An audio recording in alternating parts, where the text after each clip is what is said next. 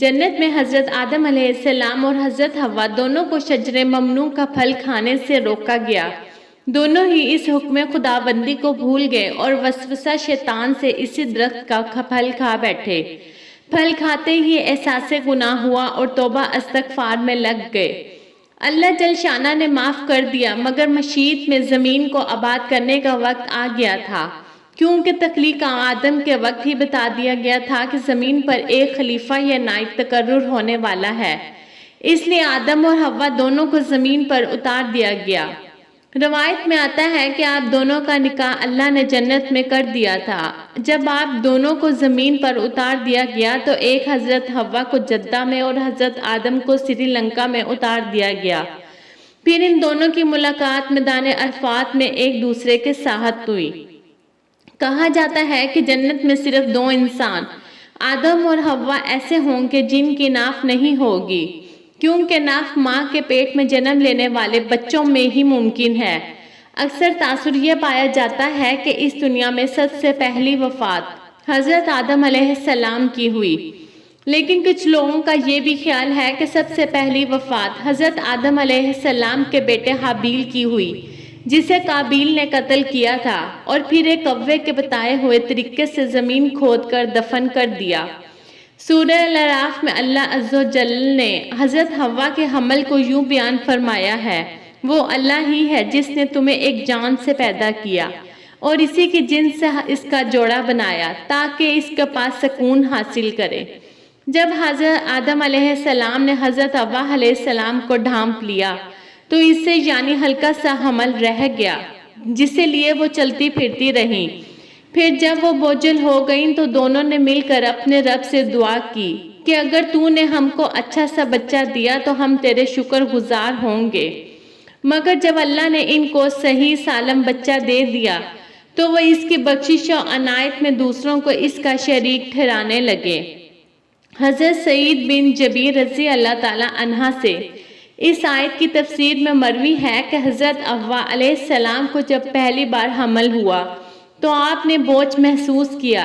یہ زمین پر آنے کے بعد پہلی بار تھا کہ حوا علیہ السلام کا پیٹ بھی یوں حمل کی وجہ سے باہر نکل رہا تھا، جس کا بوجھ اور تکلیف آپ کو چلتے پھرتے محسوس ہوتی تھی۔ اسی حالت میں ایک دن سوئی تو خواب میں شیطان نظر آیا، کہنے لگا کہ تمہارے پیٹ میں کیا ہے؟ آپ نے کہا مجھے کیا معلوم کیا ہے؟ اس نے پھر پوچھا یہ کہاں سے نکلے گا، ناک سے یا کان سے؟ آپ نے کہا میں نہیں جانتی۔ ابلیس نے کہا اگر یہ صحیح سلامت نکل آیا تو کیا تم میری بات مانو گی اور جو میں کہوں گا اس پر عمل کرو گی؟ آپ نے حامی بھر لی تو کہنے لگا اس کا نام حارث رکھنا۔ اس کی وجہ آپ نے یہ بیان کی کہ حارث ابلیس کا نام تھا، یعنی وہ حضرت آدم علیہ السلام کی پہلی اولاد کو اپنا نام کے ساتھ منسوب کرنا چاہتا تھا۔ حضرت حوا علیہ السلام نے حامی بھر لی اور صبح تمام واقعہ حضرت آدم علیہ السلام کو گوش گزار کر دیا۔ حضرت آدم علیہ السلام نے تمام واقعہ سننے کے بعد فرمایا وہ شیطان تھا، اس سے بچ کر رہنا، وہ ہمارا کھلا دشمن ہے جس نے ہمیں جنت سے نکلوایا تھا۔ شیطان ایک بار پھر حضرت حوا علیہ السلام کے پاس آیا اور اس بات پہ آمادہ کیا۔ حضرت حوا علیہ السلام نے پھر حامی بھر لی، لہٰذا جب عمل مکمل ہو گیا اور اللہ تعالیٰ نے سلامتی کے ساتھ بچے کو پیٹ سے نکال دیا تو حضرت حوا علیہ السلام نے وعدے کے مطابق بچے کا نام حارث رکھ دیا۔ ابن جریر طبری لکھتے ہیں کہ یہ وہ واقعہ ہے جس کا ذکر اللہ پاک نے سورہ اعراف میں فرمایا ہے۔ اسے واقعے کی طرف ایک اور روایت حضرت ابن عباس رضی اللہ تعالیٰ عنہ کی طرف منسوب کی جاتی ہے۔ آپ فرماتے ہیں حضرت آدم علیہ السلام سے حضرت حوا علیہ السلام کو جو اولاد ہوتی تھی اللہ تعالیٰ کا عہد قرار دیا جاتا اور ان کے نام عبداللہ اور عبید اللہ وغیرہ رکھے جاتے تھے، لیکن ان کے وفات بہت جلد ہو جاتی۔ ابلیس لعین ان دونوں کے پاس آیا اور کہا اگر تو ان بچوں کے نام ان ناموں کے علاوہ رکھو جو عقل رکھتے ہوں تو یہ زندہ رہیں گے۔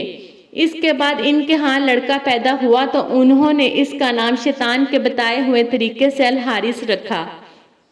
ایک اور روایت میں سمرہ بن جندب سے مروی ہے، وہ اس طرح کہ رسول صلی اللہ علیہ وآلہ وسلم نے فرمایا حضرت حوا کا کوئی فرزند زندہ نہیں رہتا تھا، انہوں نے نظر مانی کہ اگر ان کا بیٹا زندہ رہا تو اس کا نام عبدالحارث رکھیں گے۔